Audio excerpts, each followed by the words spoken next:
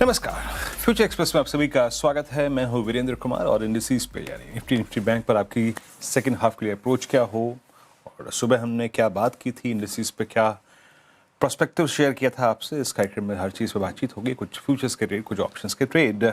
इस कार्यक्रम में बतौर आज के गेस्ट मेहमान हमारे साथ होंगे ब्रजेश भाटिया। ब्रजेश, गुड आफ्टरनून, कार्यक्रम में स्वागत है आपका। मैं आता हूँ आपके पास आपके व्यूज़ के लिए निफ्टी बैंक पे, बट उससे पहले जरा एक बार निफ्टी को लेके आइए आपकी स्क्रीन पे। आप कह सकते हैं कि ना कमज़ोर ना, अगर आप देखें तो बहुत स्ट्रॉन्ग। निफ्टी बैंक के लिए आप एक शब्द का इस्तेमाल कर सकते हैं, स्ट्रॉन्ग, मतलब रिवर्सल स्ट्रॉन्ग, और कुछ क्रिटिकल लेवल्स को पार करके ट्रेड करता हुआ। You are almost up about 850 points. देखिए, आज सुबह मैं जब आशीष के साथ रणनीति पे बात कर रहा था, आपको मैंने आज अपने एनालिसिस से पहले एक चीज़ दिखाई थी। आपको याद होगा, मैंने कहा था कि नहीं, पहले मैं अपने डेटा पे व्यू से बाद में बात करूंगा, पहले मैं बात करूंगा आज एक वीकली चार्ट पे। कल क्लोजिंग का हाई और आज का मॉर्निंग का लो, बोथ आर सिमिलर। एक बार एक्टर साहब वो सुबह के रन में पड़ा होगा वो चार्ट, अगर हो सके तो दिखाइएगा प्लीज। That was 24078। ये देखिए, ये क्यों मैंने रखा था आज, इसकी व्याख्या है, इसको मैंने क्यों डिफाइन किया था आज। मैंने कहा था चाहे वो आज हो, चाहे वो कल हो, चाहे वो परसों हो, चाहे वो इस हफ्ते हो, चाहे अगले हफ्ते हो, ये रेखा 24078 बहुत क्रिटिकल पॉइंट है। इसका सिग्निफिकेंस आपको समझ में आएगा। देखिए, 2020 से लेकर अब तक, कोविड काल से लेकर अब तक, कभी भी हमने क्लोजिंग बेसिस पे ऑन वीकली बेसिस 100 वेमा को वायलेट नहीं किया है, और वो अपीयर होता है 24078 पर। सुबह मॉर्निंग का RS1 लेके आइएगा। क्या बात हुई थी कि भले ही ट्रेड मिले ना मिले, बट हमारी ट्रेजेक्ट्री को डिफाइन करेगा ये पॉइंट 24078 RS1। और देखिए, कॉल आइटर्स प्रिवेल करते थे 24,000 पे, 100 पे, 200 पे। तो मैंने इसलिए बात कही थी कि अगर ये लेवल के हम ऊपर रहे तो स्ट्रेंथ कायम रहेगी। और आप यकीन मानिए, चाहे वो आज हो, सेकेंड हाफ हो, कल हो, परसों हो, ये चीज़ परसिस्ट करेगी। भले ही आप एक ट्रेडर हो, आज आपने ट्रेड किया हो या ना किया हो, बट इस लेवल को डिफेंड करना बहुत जरूरी है। और अगर आप buy on dips with bit of risk involve कर सकते हैं तो कर सकते हैं, आप करिए, इसका इस्तेमाल कीजिए, क्योंकि आपके स्टॉप लॉसेस बहुत डिफाइंड है। इसके ऊपर अगर हम ठहरे रहे तो स्कोप बन रहा था बहुत बढ़िया कि हम निकलेंगे, लेकिन दिक्कत जानते क्या हुई, आज गैप अप हो गया 250-300 पॉइंट का। अब एक्सपायरी के दिन अगर गैप अप हो जाए तो कॉल राइटर्स को बहुत अच्छा एक मौका मिलता है कि नहीं जनाब, आइए बैठ जाइए, है ना। आपको अगर आप देखें, बहुत अच्छे प्रीमियम मिलते हैं, आपने राइट कर दिया सुबह से, तो निफ्टी का प्रेस्ड ट्रैजेक्टरी में रहना बहुत लाजमी हो जाता है। लेकिन फिर भी एक बार देखते हैं कि ऑप्शन स्टैट्स क्या कह रहे हैं। देखिए, we are in the process of creating a very strong candle at 100 वेमा वीकली पर। Let's hope for the best. अभी तक हालांकि याद रखिएगा, वॉर फ्रंट पे, क्रूड फ्रंट पे चीज़ें बहुत अच्छी नहीं है, अभी भी क्लैरिटी कुछ नहीं है। बट आज एक्सपायरी पॉइंट ऑफ व्यू से कॉल आइटर्स एक बहुत स्ट्रॉन्ग ग्रिप ले रहे हैं 24,300 पे, 2 करोड़ का आउटस्टैंडिंग वाई, 2.5 करोड़ का, 24,400 पे, 500 पे। क्लियरली शायद ये जो आज का सेशन है वो 24,078 के ऊपर रह जाए और शायद हम 24,250 को पार भी ना कर पाए, ऐसा बहुत हद तक पॉसिबल है। बट याद रखिएगा, मेरा इंटरेस्ट आज के सेशन में नहीं है। मेरा इंटरेस्ट फ्रेंकली स्पीकिंग आज की क्लोजिंग में एटलीस्ट हमें एक स्टेबल एनवायरनमेंट मिले, कहीं पे तो हम एक बेस का, देखिए बॉटम शब्द तो बहुत बड़ा होता है, उसको मैं इस्तेमाल नहीं करूंगा, बट एटलीस्ट एक बॉटम का हंट तो मिले। तो अभी देखिए, कंसिडरिंग एक्सपायरी, इट सीम्स कि हम 24,200 के और 250 के आसपास सिमट जाए। तो अभी बहुत कोई बड़ा ट्रेड का लॉजिक नहीं है, but yes, if you are a trader, 24,078 को एक बाय ऑन डिप्स के लिए एक इंपॉर्टेंट लेवल मान के चल सकते हैं आप। दूसरी तरफ लेके आइए निफ्टी बैंक। देखिए, निफ्टी बैंक पर वो जो एक्सपायरी का कंपल्शन होता है, प्रेशर होता है, वो विजिबल नहीं है। सुबह मैंने बात की थी आपसे, 200 day exponential average is too far, वो 57,500 पे आता है। हमारे पास ऑप्शंस के डेटा नहीं है, वो अवेलेबल नहीं है इस रेंज में, राइटर्स भी नहीं है, तो करें क्या जनाब। फर्स्ट लेवल क्या होगा? फर्स्ट लेवल होगा 546731। सुबह का हाई था 745, नहीं पार हुआ, बट ये क्या था? अगर आप इसको कुछ देर के लिए अगर आप डेली चार्ट्स पे कोई लेवल फाइंड नहीं कर पा रहे हैं तो आपको जाना पड़ेगा वीकली चार्ट्स पे, वीकली चार्ट्स पे ट्रांसफर करके देखिए। सो वीकली से मैंने यहाँ पे आइडेंटिफाई किया था 50 वीक एक्सपोनेंशियल मूविंग एवरेज। अगर आप इसे पार करते हैं then a swing towards 57,154 and 417 is possible. Nifty bank का आज का इंट्राडे हाई क्या रहा? लगभग 57,000। ये लाजमी है कि 57,000 पे कॉल राइटर आ जाएंगे, तो एक ठीक ठाक रीजनेबल ट्रेड यहां पर भी मिला। बट याद रखिएगा, कोई ज़रूरी नहीं है कि हमें यहाँ पे रॉबिन हुड बनना है, हमें हर रोज़ बरोज़ ट्रेड लोकेट करने की ज़रूरत नहीं है। एटलीस्ट निफ्टी पर कुछ तो सेंस मिला, बट इन आइसोलेशन, मतलब एक सिंगल कैंडल इन आइसोलेशन वो चीज़ अभी एस्टेब्लिश नहीं कर सकती, याद रखिएगा, ठीक है। So it's a long process. Brajesh ji नमस्कार, कार्यक्रम में स्वागत है। कैसे रीड कर रहे हैं आप इंडेक्स को, निफ्टी बैंक को, और अभी कोई ट्रेड लेना ज़रूरी है इस वोलेटिलिटी में, इस बहुत ही स्केप्टिकल एनवायरनमेंट में, या फिर अवॉइड करें अभी? Good afternoon Virendra ji. मुझे लगता है निफ्टी में तो यहाँ हम देखिए वीकली चार्ट्स अगर आपने जैसे हाईलाइट किया था, तो 2022, 2023, 2025 अब जो लो अगर हम ट्रेंड लाइन कनेक्ट करते हैं लो से, वो हमने यहाँ पर एक ब्रीच देखा हुआ है। अब जो 24,500, 24,450 ये एक मेजर रेजिस्टेंस बैंड बन जाएगा निफ्टी के।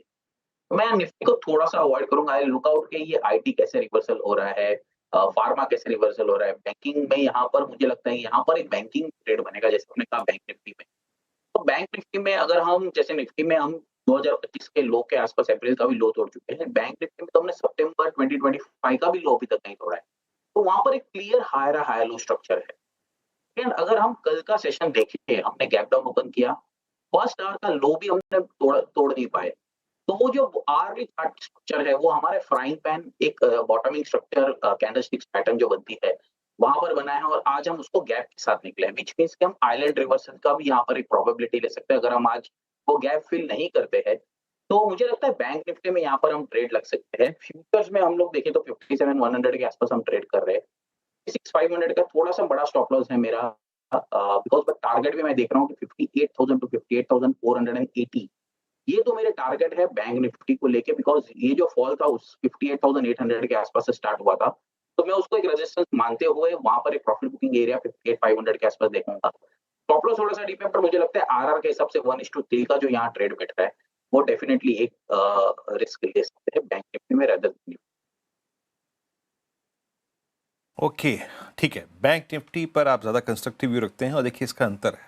डायरेक्टर साहब तीनों इंडेक्सेस रख दीजिएगा, Nifty, Nifty bank and Nifty IT. आज निफ्टी आईटी का बैकफुट पे होना, ये थोड़ा सा अगर आप देखें, वो जो निफ्टी बैंक है ना, वो इस ग्लोबल रिवर्सल में ज़्यादा पार्टिसिपेट कर रहा है बजाय कि निफ्टी के। देखिए निफ्टी बैंक, निफ्टी का दो इश्यूज हो गए। एक एक जरा आप लिखे आइएगा, रिलायंस इंडस्ट्रीज 1411 पे, Reliance Industries slight in the backfoot, still above 20 DEMA. तो एक रिलायंस और निफ्टी आईटी जो कि कल के स्ट्रेंथ प्रोवाइडर्स थे, कल उन्होंने हमारा डाउनसाइड रेस्ट्रिक्ट किया था। आज ये backfoot, not actually Reliance backfoot पे नहीं कहेंगे आप, स्टेबल है, बट निफ्टी आईटी 1% नीचे है ना। तो ये तीन पार्ट हो गए, एक एक्सपायरी, कॉल राइटर्स का गैप अप के बाद आना, देन रिलायंस, देन आईटी। तो ज़्यादा अगर आप देखें जो फ्रिक्शन है ना, जो जो जो इस तेज़ी के साथ घुल मिल रहा है, वो है निफ्टी बैंक। पर याद रखिए कि 57,000 अगर क्रॉस हुआ ना, तो निफ्टी बैंक मेरे ख्याल से एक पुश और प्रोवाइड करेगा, क्योंकि बैंकिंग स्टॉक फ्यूचर्स में पिछले 3-4 दिन में काफ़ी शॉर्ट्स बने भी थे। सो वो स्लाइटली एग्जॉस्टेड फील कर रहे होंगे, या फिर सफोकेटेड फील कर रहे होंगे इस पुल बैक से। अब आते हैं ब्रजेश आपके 3 ट्रेड्स पे, स्टॉक स्पेसिफिक क्या पिक कर रहे हैं आप? स्टॉक स्पेसिफिक में मैं पहले औरो फार्मा से जाना चाहूँगा, बिकॉज़ फार्मा ने कल के सेशन में भी होल्ड किया है, पॉजिटिव मोमेंटम दिया है और आज भी थोड़ा-सा पॉजिटिव मोमेंटम है। तो औरो फार्मा से हम बाय करना चाहेंगे। अराउंड फ्यूचर्स ट्रेड कर रहे हैं 1265 के आसपास, खरीदारी करनी चाहिए। इसका टारगेट होगा 1300 टू 1315, 1300, 1315। स्टॉप लॉस होगा इसका 1245 के आसपास का स्टॉप लॉस लगा के हम औरो फार्मा में बाय कर सकते हैं। सेकंड मेरा एक थोड़ा-सा कॉन्ट्रा व्यू होगा यहाँ पर इंडिगो को लेके। इंडिगो में हमने बहुत ह्यूज शॉर्ट्स बिल्डअप देखे थे जब पोस्ट क्रूड ऑयल प्राइसेस के पॉजिटिव हो रहे थे। बट आज के सेशन में हम यहाँ पर एक शॉर्ट्स को कवरिंग देखते हुए आ रहे हैं, एंड स्टॉक इज अबाउट 3%, तो 4386 फ्यूचर ट्रेड कर रहा है। यहाँ पर खरीदारी करनी चाहिए 4500 टारगेट्स के लिए। स्टॉप लॉस इसका होगा मैं छोटा सा रिस्क लूंगा 4339 और 4500 अपसाइड टारगेट्स के लिए इंडिगो को एक कॉन्ट्रा बेट ले रहा हूँ। थर्ड होगा मेरा बीएससी। तो बीएससी एक गैप डाउन के बाद जो हुआ था फरवरी में, सपोर्ट अभी भी होल्ड कर रहा है और हमने जो रैली देखी है वो एक स्ट्रॉन्ग मोमेंटम देखी है। 2870 के आसपास ट्रेड कर रहा है, खरीदारी करनी चाहिए 2980 3000 के अपसाइड टारगेट्स के लिए। स्टॉप लॉस होगा इसका 2810। चलिए, तो यहाँ पे ट्रेड्स भी पूरे हो गए। एक एक करके डायरेक्टर साहब रखिएगा स्क्रीन पर। और ट्रेड्स, पहला ट्रेड जो आपने पिक किया वो था औरबिंदो फार्मा। देखिए बैंक ये फार्मा में ना, चाहे वो आज हो चाहे वो कल हो, बाजार अपने आप को सिक्योर फील कर रहा है थोड़ा सा। औरबिंदो फार्मा कल भी बहुत स्ट्रांग था, आज भी 1300 और 1335 के लक्ष्य के लिए आप वकालत कर रहे हैं विदेश जी लॉन्ग खेलने का। और क्रूड के पुल बैक को देखते हुए, मतलब रिवर्सल को देखते हुए आप इंटरवेशन पे एक लॉन्ग कर रहे हैं 4500 के लक्ष्य के लिए। 4339 का स्टॉप लॉस रहेगा। और तीसरा ट्रेड है आपका बीएससी।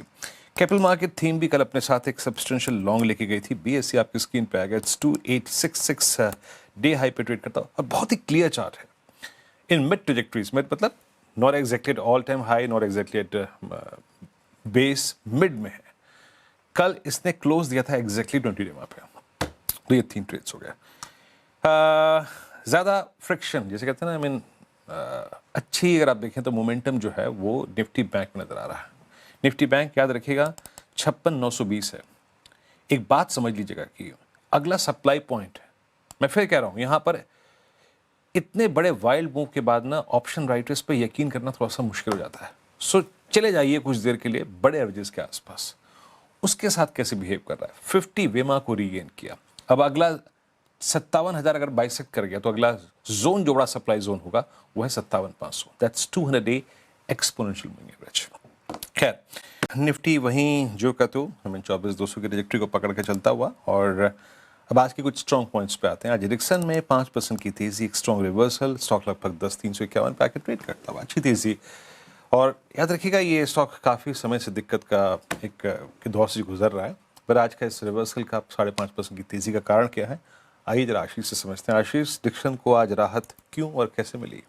बिल्कुल, देखिए बड़े लंबे समय के बाद स्टॉक के लिए कोई अच्छी खबर आई है। हाई से देखें तो सिग्निफिकेंटली वेल करेक्टेड स्टॉक है। एक समय की बड़ी बजिंग थीम थी, लेकिन एक के बाद एक जिस प्रकार से देखें तो जो रैम प्राइजेज हैं, मेमोरी प्राइजेज की सर्च के चलते इम्पैक्ट बताया जाता था, स्टॉक में बड़ा सिग्निफिकेंट करेक्शन आ गया।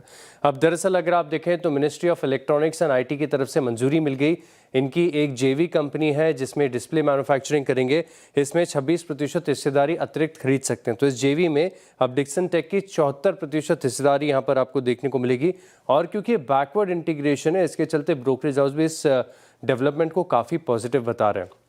एक एक करके टारगेट प्राइस और रेटिंग बता देता हूँ। यहाँ पर आज दरअसल 2 रिपोर्ट्स आई हैं। एक तो नोमेरा की तरफ से रिपोर्ट है, एक जेपी मॉर्गन की तरफ से है। और नोमेरा भी अगर आप देखें तो बड़े टारगेट्स दे रहे हैं, तकरीबन 14,678 रुपये का। वहीं जेपी मॉर्गन ने ओवरवेट की रेटिंग दी और 13,000 का टारगेट दिया। स्टॉक अगर आप देखें तो तकरीबन राउंड फिगर 10,000 के आसपास ट्रेड कर रहा है। अब रिपोर्ट्स में दरअसल यही लिखा गया है कि जिस प्रकार से अगर आप देखें तो जो डिस्प्ले प्लांट है ये ऑन ट्रैक है और Q2 ऑफ FY27 यानी अगले वित्त वर्ष से अगर आप देखें तो ट्रायल यहाँ पर देखने को मिलेंगे। स्टॉक अभी भी वैल्यूएशन के लिहाज से महंगा ट्रेड कर रहा है। वहीं जेपी मॉर्गन की रिपोर्ट आप देखें तो थोड़ी सी फॉरवर्ड लुकिंग ज़्यादा नज़र आ रही है। ये बता रहे कि एक ही डिस्प्ले मैन्युफैक्चरिंग जेवी को तो मंजूरी मिल गई, लेकिन अब मार्केट ये उम्मीद लगा रहा है कि इनकी जो चाइनीज़ जेवी है वीवो के साथ जो लंबे समय से अटकी हुई है, स्टॉक के प्राइस पर भी वेट डाल रही है। जो अगर मार्केट ये एंटिसिपेट कर सकता है कि इसको भी स्पीडी अप्रूवल यहाँ पर देखने को मिल सकता है, और अगर ये होता है तो बड़ा पॉजिटिव डेवलपमेंट इसको माना जाएगा। 2026-2028 तक रेवेन्यू में तकरीबन 36% CAGR की ग्रोथ यहाँ पर मुमकिन देखने को मिल सकती है। तो ब्रोकरेज हाउस की तरफ से इस डेवलपमेंट को काफ़ी पॉजिटिव माना गया और इसी का असर है कि स्टॉक आप देखें तो फिलहाल 5.5% ऊपर। तो आज ये डिक्सन की कहानी और हाउस व्यूज भी आशीष ने बताया। आशीष, बहुत बहुत शुक्रिया आपका। विजेश जी, डिक्सन, हालांकि अभी भी मैं कहूँगा कि डिक्सन ने इस तेज़ी के साथ भी बड़े कुछ I mean short term perspective से लेवल को भी पार नहीं किया। आई मीन 20 डे भी अभी यहाँ पे ड्यू है। आप कैसे अप्रोच कर रहे हैं? ये जो रिवर्सल है एक सीरियस शॉर्ट कवरिंग के फेज में आने में कितना वक्त लगेगा और कौन सा लेवल ज़रूरी है उसके लिए? वीरेंद्र जी से आज का जो इनफैक्ट कल का जो लो था वो 9600 के आसपास था, उसके पहले वाला स्विंग लो था वो 9800 के आसपास। तो प्राइस ने वो 96 10,000 के आसपास जो हम साइकोलॉजिकल लेवल बोलते हैं वो रिस्पेक्ट तो किया है। आज जो रिवर्सल आया वो एक positive divergence RSI positive divergence के साथ तो है। बट इसका जो 12,000 जो लेवल है 11,800 12,000 ऑन लेवल तब तक वो पार नहीं करेगा। मुझे नहीं लगता कि इसमें एक तेजी का रुख बनाया जा सकता है। एक शॉर्ट कवरिंग पुल बैक हम 11,000 पॉसिबली 11,000 11,300 तक देख सकते हैं इस स्टॉक में। बट इसका जो ट्रेंड रिवर्सल अगर कंफर्मेशन चाहिए तो हमको इस स्टॉक को 12,000 के ऊपर जाना ही होगा। पहले 12,000 की जो साइकोलॉजिकल और आई थिंक क्रिटिकल लेवल है उसको पार करना बहुत ज़रूरी है। 12,000 यानी एवरेज आप मान के चलिए कि फरवरी फर्स्ट वीक से लेकर थर्ड वीक का जो स्विंग हाई है वो काटना ज़रूरी है।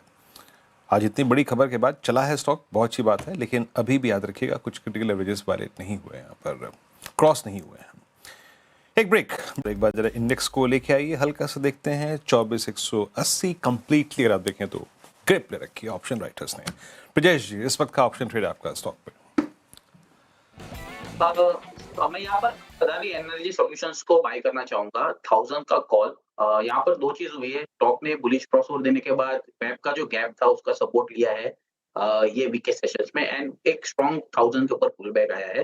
तो और लॉन्ग बिल्डर्स भी हमने इसमें फ्यूचर्स में देखी है और ऑप्शंस में हम 1000 का कॉल बाय करेंगे जो अराउंड 46 47 के आसपास ट्रेड कर रहा है। अपसाइड टारगेट होगा 65 रुपीज और स्टॉप लॉस होगा 64। जी हाँ विजय, बहुत बहुत शुक्रिया। इस बीच जरा प्लीज आप लेके आइए आंकड़े एमएफ इनफ्लो के, अगर आप देखें जो आंकड़े हैं मंथ ऑन मंथ बेसिस पे, और एयूएम करीब करीब 81 लाख करोड़ से बढ़कर 81 ट्रिलियन से बढ़कर आप देखें तो लगभग आप देखिए डिजिट्स आएंगी। और फरवरी में इक्विटी इनफ्लो रहा 25,965, यानी इसमें एक सब्सटेंशियल जंप है ना। मेरे ख्याल से 24,013 करोड़ से बढ़कर ये रहा 25,965 करोड़ रुपए। दैट्स प्रीटी हाई, ये अगर आप देखें शानदार है। और इक्विटी इनफ्लो 25,965 का, ये तो ये आंकड़ा अगर आप देखें। अच्छा, गोल्ड ईटीएफ जो इनफ्लो था वो घटा है। गोल्ड ईटीएफ इनफ्लो देखिए, आपको याद होगा फरवरी में था गोल्ड में डिप सब्सटेंशियल, जनवरी में था एक मैड चीज जिसे कहते हैं ना, आई मीन 1 लाख की चीज 1.25 लाख 1.5 लाख पौने, मेरे ख्याल से 180 का हाई लगाया था गोल्ड ने जनवरी में। तो वो जो डिप आया ना, उससे अगर आप देखें तो गोल्ड का इनफ्लो है वो 24,040 करोड़ से घटकर ऑलमोस्ट आप देखें 5255 करोड़ रुपए, एक सब्सटेंशियल डिप। और मेरे ख्याल से उसी दौरान बाजार का या फिर इन्वेस्टर्स का जो फोकस था वो इक्विटी, जैसे कहते हैं ना बैक ऑन ट्रैक, वो हुआ। और ये आंकड़ा बेहद शानदार, वो जो जनवरी में देखा था ना आपने, गोल्ड सिल्वर की तरफ एक कंप्लीट चेज था, चाहे वो नेकेड बाइंग हो या फिर एमएफ के थ्रू जाना हो, ईटीएफ के थ्रू जाना हो। लेकिन इस बार गोल्ड ईटीएफ का इनफ्लो 24,040 करोड़ से घटकर 5255 करोड़ रुपए, और जो इक्विटी इनफ्लो है वो back on track. That's good. ये अगर आप देखें बाजार के कॉन्फिडेंस को शायद मेरे ख्याल से थोड़ा सा कहते हैं ना, आई मीन और बढ़ाएगा, वो ज़रूरी था। तो ये अच्छे आंकड़े हैं। और एयूएम अगर आप देखें month on month 81 lakh crore से बढ़कर करीब 82 लाख करोड़ रुपए, करीब करीब 1 ट्रिलियन का अगर आप देखें तो यहाँ पे एयूएम में इजाफा आया। खैर, इस नंबर को कुछ देर में और बारीकी से समझेंगे। Markets still at I mean struggling phase 24,170। एक ब्रेक, अगली मुलाकात 2 बजे कमाई करते हैं। तब तक के लिए नमस्कार।